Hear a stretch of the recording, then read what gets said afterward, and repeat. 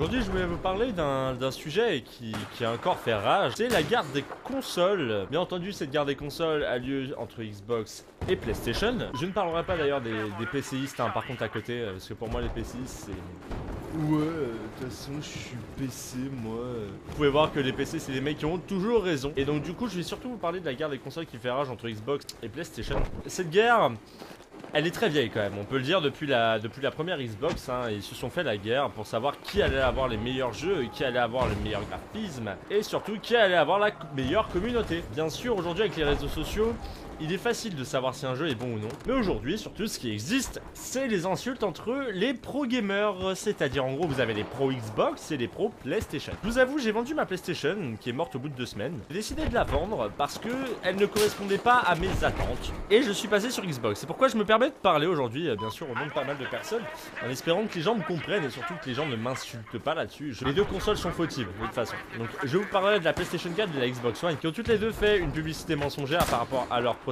En gros, vous aviez du 8 cœurs, du 8 Go de RAM, une connerie dans le genre. Et bien entendu, ce qui intéressait le plus les gens, c'était les exclusivités. Alors sur Xbox, on a avant tout Rise, Forza Motorsport. Sur PlayStation 4, on avait Knack. Et c'est tout. Il y avait aussi Watch Dogs qui devait être à la base une exclue PlayStation, qui devait sortir sur PlayStation 4 avec le pack 500 Go. Et malheureusement, il s'avère que le jeu est sorti bien après. Publicité mensongère, on va dire, puisque je pense qu'il le savait depuis pas mal de temps que Watch Dogs allait être repoussé.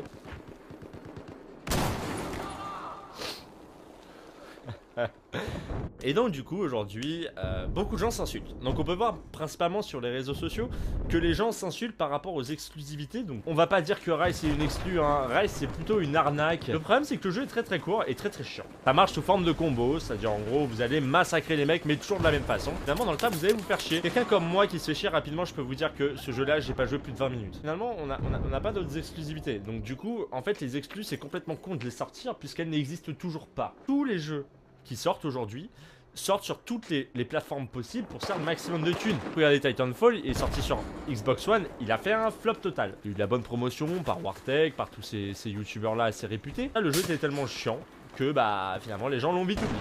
Du coup ce qu'ils vont faire c'est que bientôt le jeu sortira également sur des plateformes comme PlayStation ou peut-être même Wii U. Finalement les développeurs ne se respectent même pas eux-mêmes. Ils arrivent à se dire ouais mais faut qu'on se fasse de la thune, donc du coup autant qu'on change de plateforme. Super intelligent. Et également du coup ce dont je vais vous parler c'est à quel point les pro gamers se sont fait entuber. Parce que les consoles sont merdiques, on va pas se le cacher. La console Xbox One est meilleure en termes de qualité par rapport à la PlayStation. On voit tout de suite qu'elle est plus finie. Je vais vous parler un peu de la PlayStation 4 qui est vraiment une console que j'ai détestée. Voilà. Je vous l'avoue, c'est une console que j'ai détestée. Pourquoi je l'ai détestée? Parce qu'il n'y a pas d'exclus, simplement. Il n'y a aucune interface sur la console, vous n'avez pas de fond d'écran, rien du tout. Vous avez encore moins d'interactivité qu'avec la PS3. Et finalement, dans le tas, c'est une console qui est en maintenance 2 à 3 fois par semaine, pendant les heures de jeu, c'est-à-dire en gros entre 20h et 2h du mat. Et la console n'est vraiment de pas bonne qualité. Pour ma part, elle est morte au bout de 2 semaines suite à un défaut de fabrication. Très intelligent, vous me direz, finalement. Après, on peut dire que c'est moi qui l'ai bousillé, mais non, c'était vraiment un problème dû au créateur de la console. Finalement j'ai eu vraiment beaucoup de chance de me la faire reprendre et de me la faire finalement échanger le jour même par rapport à d'autres gens qui ont dû attendre 15 jours voire un mois. Et finalement dans le tas j'ai continué à jouer sur ma PlayStation 4. Et là le petit problème qui arrivait c'était au niveau des manettes. Un gros problème avec le bouton R2 ce qui fait du coup votre manette plantait. Le bouton R2 restait appuyé, ça c'était un défaut de fabrication. Et du coup à chaque fois que vous tiriez vous étiez obligé de remettre la gâchette en arrière histoire de pouvoir tirer de nouveau. Le seul problème c'est que du coup forcément vous alliez changer de manette. Donc forcément vous alliez dans votre magasin de jeux vidéo et vous alliez changer de manette. Le petit problème c'est qu'il y a eu tellement de retours de manettes que finalement il y a eu une rupture de stock. Une semaine de rupture de stock simplement. Et ben moi ce que j'ai fait c'est que je l'ai revendue. Voilà, j'ai osé la revendre plutôt que de critiquer la console et finalement rester toujours avec la même. À la fin ça m'a fait chier. Et j'ai acheté la Xbox One. Voilà. Et franchement c'est la première fois où je ressens ce sentiment de plaisir à jouer à la console, en quelque sorte, voilà. Avant, je ne prenais même pas plaisir à jouer à la PlayStation 4, et aujourd'hui, à la Xbox One, je prends quand même plaisir à y jouer. Même si sur Battlefield 4, je suis pas très bon parce que ce jeu est devenu très mauvais, voilà, on va pas se le cacher. Arrêtez avec cette guerre des consoles, ça ne sert absolument à rien.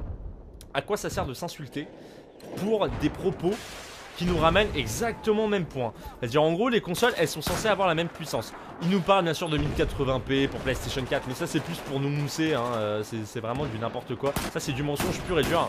Je pense que tous ceux qui ont acheté la PlayStation 4 comme moi se sont bien fait entuber et je pense qu'on le regrette tous. Le seul problème c'est que voilà, les gens passent leur temps à critiquer ceux qui sont fans de Xbox, voilà, en disant que c'est de la merde, hein, ils n'hésitent pas à le dire d'ailleurs. Mais finalement les deux consoles sont merdiques, hein, bien que comme je le dis, la qualité de la Xbox One est quand même meilleure que celle de la PlayStation 4.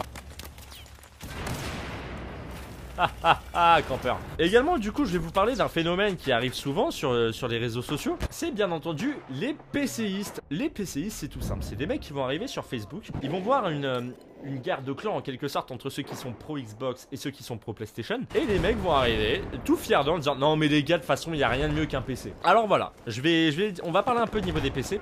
Ok, c'est vrai, c'est totalement vrai, je suis bien d'accord avec eux.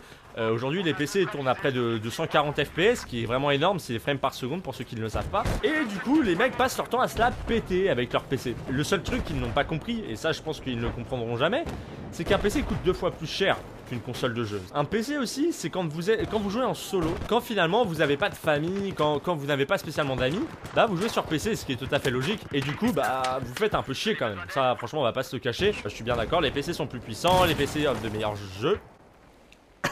Mais finalement dans le tas, vous jouez quand même tout seul, donc ça peut être quand même triste. Et finalement dans le tas, vous payez un ordinateur qui coûte 2 fois plus cher en quelque sorte.